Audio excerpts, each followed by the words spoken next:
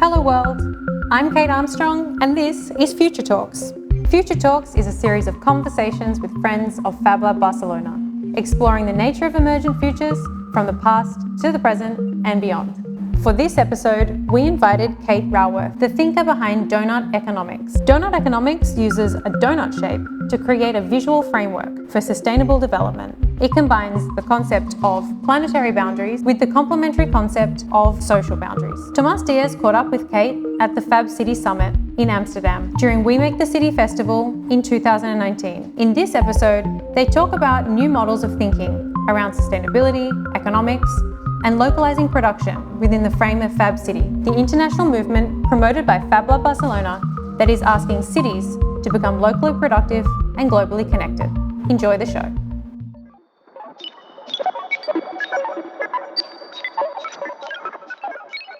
Tomas Diez, I'm part of the Fab City Global Initiative. We're in a beautiful day in Amsterdam. As part of the We Make the City Festival, we have the Fab City Summit. We're welcoming here more than 60 people coming from all over the world of cities that are part of the Fab City network and also that are going to join the Fab City network as well.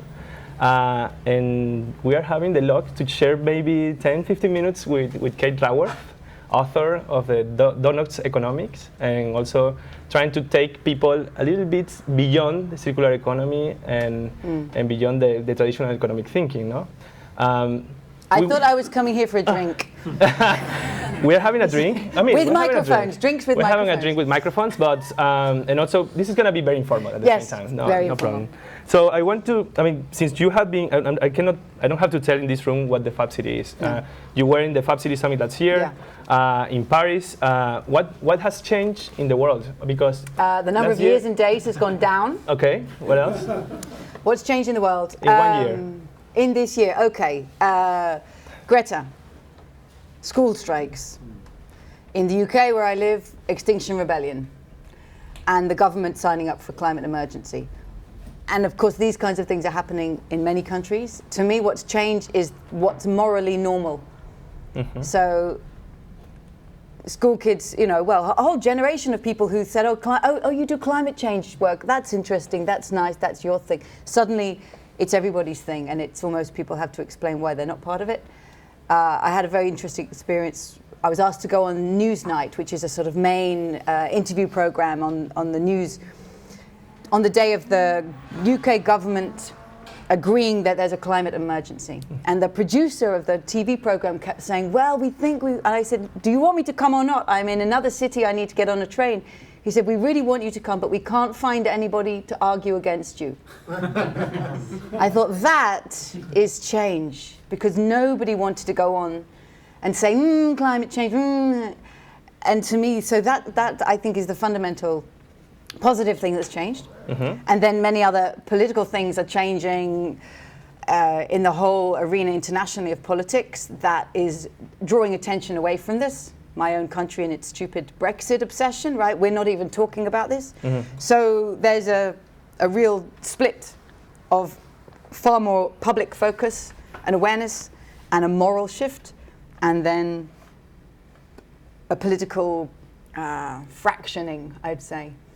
The other thing that's changed is I find when I go around giving talks and I talk about something as crazy as cosmo-local production, people actually are listening and I think it's connected to school strikes. Minds are opening up that the transformations we need are bigger than what we had in mind until now. And so you can talk about really transformative economic ideas and people are listening like they're listening to a possibility of a future. So we have here in the room people coming from Mexico, coming from Brazil, coming from Seoul, also, of course, Europe. Do you think it's more or less the perception is the same in all these countries? You'd have to tell me. Okay. You'd have to tell me. So who wants to? Each country has its own story going on. What's happening in Mexico? What's happening in Puebla? Well, it's changing, but it's slow change. The mentality from schools, from teachers, from government goes, I think, on my point of view, is it's slow, but it's changing. It's changing about climate change, about fab cities or things to produce in the surroundings of the city. It's not a very common idea, no. So it's good. It's changing. It's coming, but I don't know how long it's going to take to have a much more common mindset from the people, government. There are a lot of levels of mindsets, you know. Yeah. And I didn't ask, sorry, can you tell your name and where are you from? My name is Javier. I am from the city of Puebla, close to Mexico City, about 2 hours from Mexico City. We have a Fab Lab Puebla there, and in the Iberoamerican University, working with the municipality, which is about 1.5 million people in the city. Yeah. Then how we make the protests to turn into proposals, like it's, the awareness that the Fridays for the Future have created, and all the movement in the world that we're seeing people sharing massively, making viral the trash pickups on Fridays, but still seems like as small, quote unquote, no? So what's the systemic, and of course you touched this in the Donald economics. So what's the systemic transition that one thing leads to the other? Okay, so I don't know if you know the 3 horizons theory of thinking about change. You've got horizon 1, business as usual is dominant, the old mainstream capitalist wasteful system, and we want that to let go and leave, right? Mm-hmm. And then you've got the new world that you want to bring up and to become the future, but it's small now. The seeds are small, so that's normal that the seeds are small. What I try to do is to point to the practice. It's seeds, the Fab City. I show this. I show the examples of what's going on in Fab Labs. First, I put up a screen. It's got Japan, Netherlands, Spain, I can't remember the 4th country on it, but all high-income countries. And I want people to think, oh yeah, but this is just, a sort of a rich country game. And then I put a picture of 2 men on mobile phones in the 1980s, and I say, do you remember in the 1980s when the only people who had mobile phones were these sort of dodgy businessmen? Yeah. And the mobile phone was a brick. I say, I think we're at that 1980s mobile phone moment with the Fab Lab, the Cosmolocal. At the moment, it seems like a strange, different thing that only special people can have. And then I show a picture of Bhutan and India and Dar es Salaam and Togo, and it's popping up everywhere. And I see in people's faces that, oh, this is real. And I think the examples that all of you create of, oh, this actually exists. It may be a seed, but it actually exists, and it exists everywhere. Because I think that 21st century economics will be practiced first and theorized later. I firmly believe that. And I'm so honored and delighted to be here. I completely believe you are practicing 21st century economics. And the theorists will come running after you and theorize what it is that you made happen. And so I say to them, by the way, if you want a word from the future, it's called cosmo-local production. And this is the cool term to leave my talk with. You learned it here first, cosmo-local production. They all write it down. But no, I seriously think showing, making visible possibility. There's nothing like it for changing people's mindsets. I want to then pass to maybe some questions coming from them, but I want to ask you, like, in this approach that you think, like, things come with action, comes at small scale. Yeah. How we would deal with, like, the change of a mindset, or not change of a mindset? I would say, like, how do we deal with the long-term investments that are like a change of the whole infrastructure of a city? Yeah. Right. Like, I think about that we built in the 19th and the 20th century. We built infrastructure to move atoms around the world. Right. Yeah. How you combine that with the planning that we need to build big infrastructure to keep the atoms in the cities and make the bits to travel in the world. So. Yes. So, and I want to add to that. So I talked about 2 horizons. There's the old one that we want to let go and leave. There's the new one that we want to see build up. But there's a 3rd horizon, which is the horizon of disruption and the disruptive design and disruptive possibility. And the question is, does it get captured by the old way, or does it actually bring through the new future? And to me, that's actually the power question. Because what you're doing in the model of business that you're showing is possible is completely disruptive. And I always do this in my talks now. I always say, this is cosmo-local production. I always get off my chest. Atoms are heavy. I always do that. They love it. And bits are light. So what you're doing is totally disruptive. Let atoms move locally, bits travel globally. But there are very, very different business models that could say, oh, we can make that happen. And you are the distributed version of that, the people, commons-based, peer-to-peer, distributed ownership, open. But as you know, there is also a closed, proprietary, corporate, centralized, controlled other way of doing this. And so to me, the real question is how, not only how do you set up the infrastructure to move bits, not atoms, but how do you set up a people's infrastructure to do that? Yeah. And how do you make sure that when you're doing it, and I think I'm showing this, and what if there's a big corporate in the room which says, thank you, we'll take that. And I, you know, we talked about this briefly before. I don't know the answer to this question. How do you make sure this amazing disruptive possibility is not captured and controlled and leaves these experiments as, you know, the people's tinkering? Yeah, exactly. What do you think? Well, I mean, and what do all of you think? Do you feel the fear of that? Do you feel a danger of that? And what is a strategic way to make sure that doesn't happen? Well, that's happening with technology. Exactly. I mean, that there's a real danger. We are battling Sidewalk Labs in Toronto. I'm from Canada. They're trying to control our cities through data, and lack of understanding the cities of what technology can actually do is allowing the technology companies to take ownership of our cities. So what is it to say that they can't take control of movements like this? So it's a real fear. That's my very question. I don't know how you combat it though.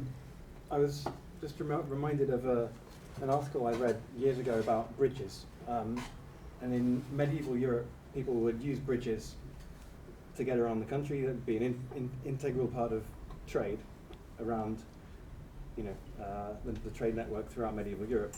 But there'd be a way of paying for the bridges, either through tolls or through local contributions.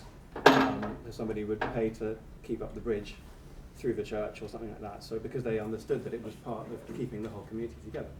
I think we've come to some very centralized business models in the kind of digital revolution, but through things like the Mozilla Foundation and you know, open access technology and stuff like this, we're also and also today we saw a development floating buildings that were using a cooperative to distribute their electricity and to kind of have the restoration of funding between them. So there are seeds again of new ways of doing things. Yes. I can add something as well, like, which is like the challenge that you know, and this is very like a timely, because the challenge that the maker movement, as maybe in the Americanized version had, is that, you know, leave this to the weekends. Let's just tinker, and this is a hobby. This is something that you do in your garage, and you know, you have fun, and you go to Maker Faire to show what you did, right? And I think like the compromise, I put it in the other side. No, it's not like just to blame the corporates, but it's saying like, okay, what's the compromise that a distributed network can gain with changing how things work? Which is to put in the agenda, not just to demonstrate that you are able to produce certain type of technology, but actually how that technology is relevant to what the world is asking, is screaming. Is, you know, it's like you open the door and you see it. So I think that, you know, maybe, I don't know if you know, but Maker Media, which is a company that was running maker fairs around the world, probably one of the most, you know, front-facing events of the maker movement, went to bankruptcy just like a couple of weeks ago. Yeah. So it's like, and then the headlines were, the maker movement is dead, this is over, and so on, and so on, and so on. So I think that we need to learn from that. I put it in this room also, like learn from what is happening, that is, you know, the way that we are, you know, a part of this movement is putting what technology can do, cannot work with shareholders, and it cannot work in the how things work traditionally, let's say. To pick up on that, I think one of the challenges, we've got kind of these technology megaliths, these massive corporations, which if you talk to them, I've done some consulting work for fairly large companies, and their mindset is growth at all costs. Okay. So this idea is they've got no idea where they're scaling to. They're scaling to a point of global dominance where they are the service provider for every thought, every breath, and every need, right? It's just madness.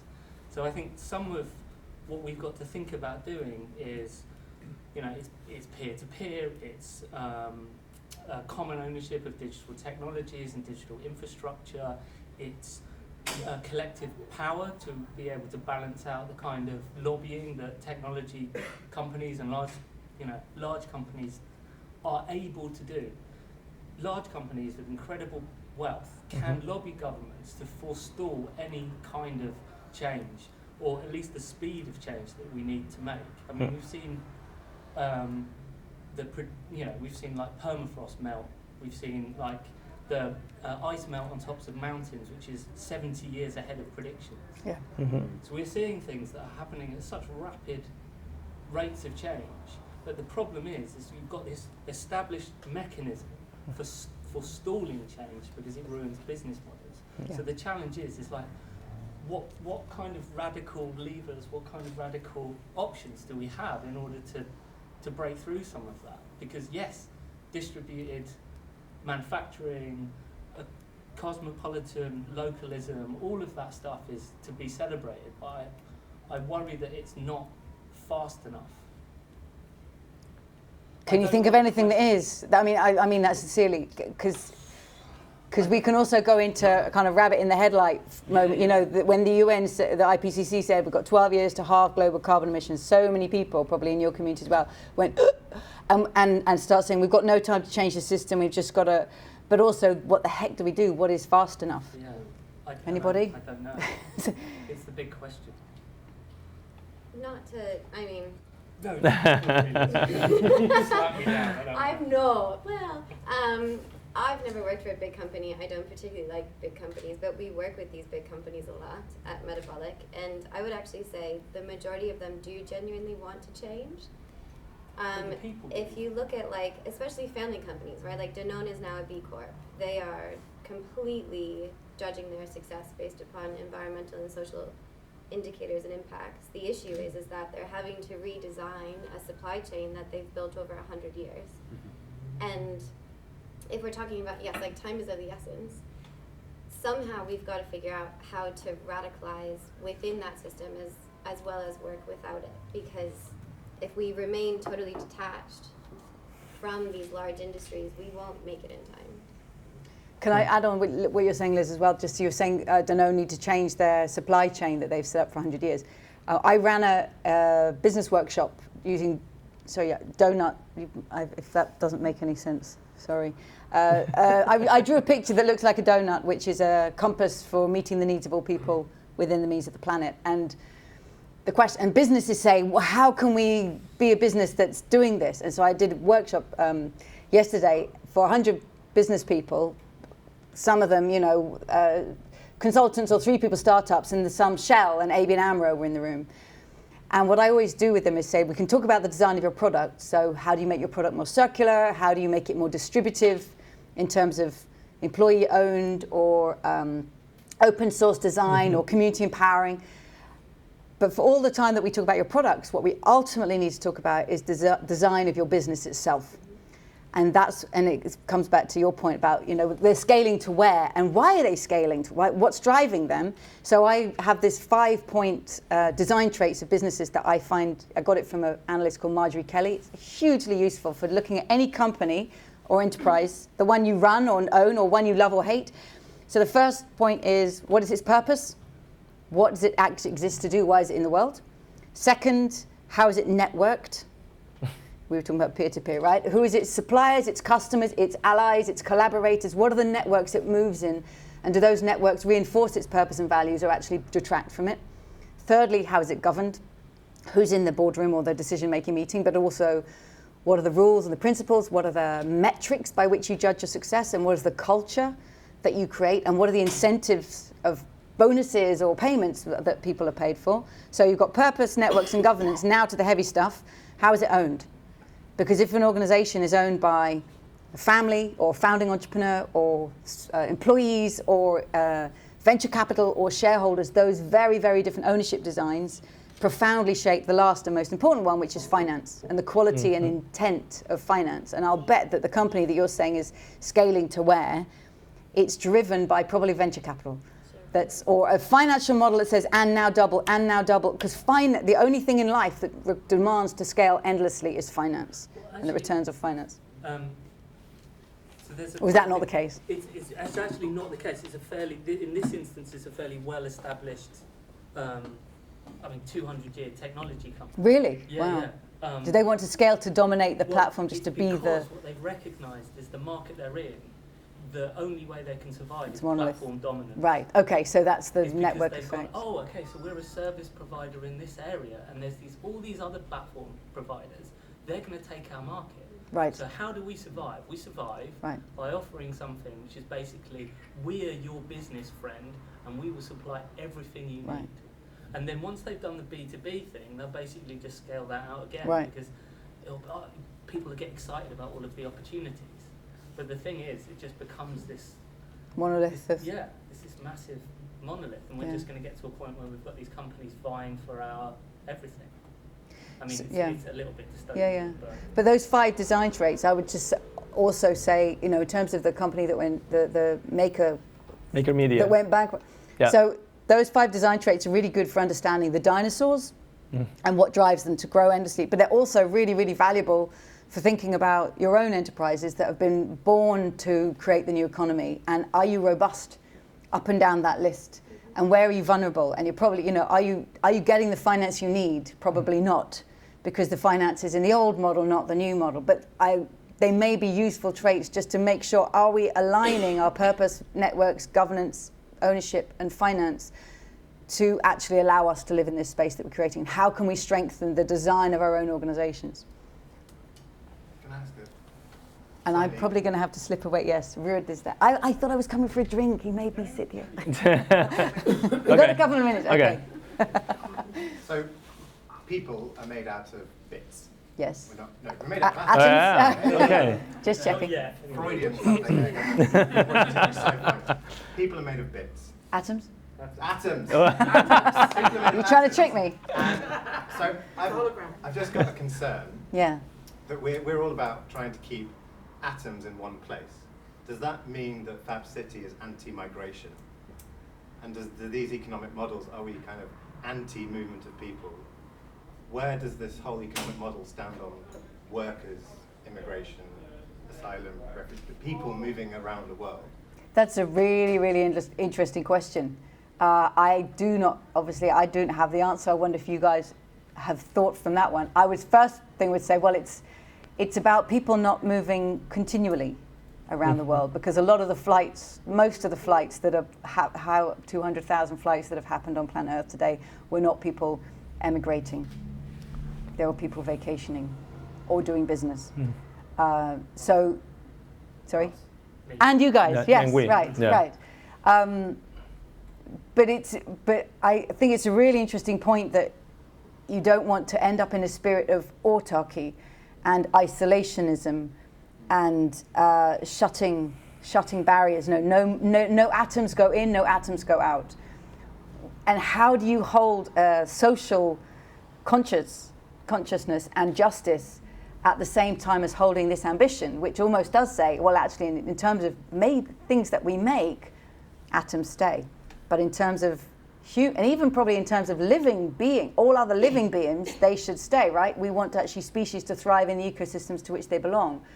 But we're asking for an exceptionalism for humans, that we actually should have the right to move, and that there's a fear of, you're not from here, go back to where your atoms began, right? I think it's a really, really good point. I think there is the notion of staying, locally productive, globally connected. I think states some of the vision that we don't want to be a medieval city in which you control the walls.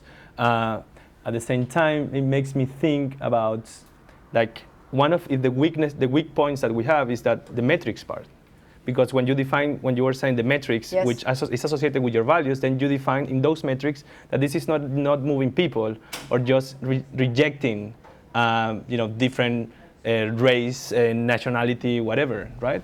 But then it leads me to the last question, which is connected to the fact that we see the rise of populism, right? And some of this populism is associated with keeping the atom locally, which is more or less what Gareth was saying. The thing is, a lot of that discourse is getting into some people very deep, right? How we learn from that? How we get deep into other values that are intrinsic to us, that are beyond this kind of myths that we have created, that we are different and we are disconnected and so on. Do you have what causes you, like, what do you feel when you see the rise of these movements that are somehow disconnecting from each other? The way I choose to work, and maybe I think given that you're the self-selection of all you're here, you probably also choosing to work is you focus on building the world you want to see and you make it visible. And I think some people retreat into the populism out of fear and out of feeling that they're not being treated justly. So deeply unequal societies, and people look for someone to blame about my misfortune and they blame the other. And we need to model the possibilities of places actually where there is diversity and strong community and people thriving together. There's also really interesting research that shows when children grow up in diverse communities, they are not racist in choosing who they trust. When children grow up in very homogeneous communities that they're only surrounded by other children of their own race, they only will trust people who look like themselves. So it starts very, very young. And so we have to make and model these places. I just always find that when I'm giving talks, if I'm talking about distributive design or regenerative design, somebody can be sitting there thinking theory. If I put up a picture, and I use Fab Lab pictures, put up a picture where here's somewhere it's happening, you can feel a shift in the room of, oh, what I want to say is impossible is no longer impossible because she just showed me it being done somewhere. It's so powerful. So I wrote a book with a picture of a donut in it, and I drew this donut in 2012, and it has had way more traction than I ever imagined. And I had to think very, very hard about why are people responding so much to this. And I would say to people, they say, "I love you, da." I'd say, "Why?" It's a picture of the world we actually want to create, and people are desperate for the positive, visual, made physical, made real inspirations. I hear you've all been on floating houses. Yeah. I'm damn jealous, right? I want to go to those places too, because you take that home and say, I see this possibility, I now believe in it. It's working, okay, it's tricky, it's working, it's real, I now believe it. People say, it's going around the UK a lot. Many people find it easier to imagine the end of the world than to imagine the end of capitalism. It is hard to imagine the end of capitalism as we know it, unless you go around and see floating houses that are sharing their electricity through a cooperative. Because it sounds impossible, and then you see it. So absolutely keep on making it real and visible and framing it positively. We were just chatting. I never use the word degrowth because it's just telling you what it's against. Yeah, exactly. You have to say what you're for. So I talk about regenerative and distributive economies that regenerate the cycles of the living world, that distribute value far more equitably with all who co-create it. And just keep showing the positive, where we want to get to. I profoundly believe that's very powerful. And on that bombshell. Yeah, I know. I mean, it's a very beautiful way to set up this conversation, to finish the conversation. I promise to be somewhere. Yeah, thank you so much for... we will open other next times time, to keep can I come with you on the tour of the floating places? Yes, please. Thank you so much. Thank you, Kate. Thomas.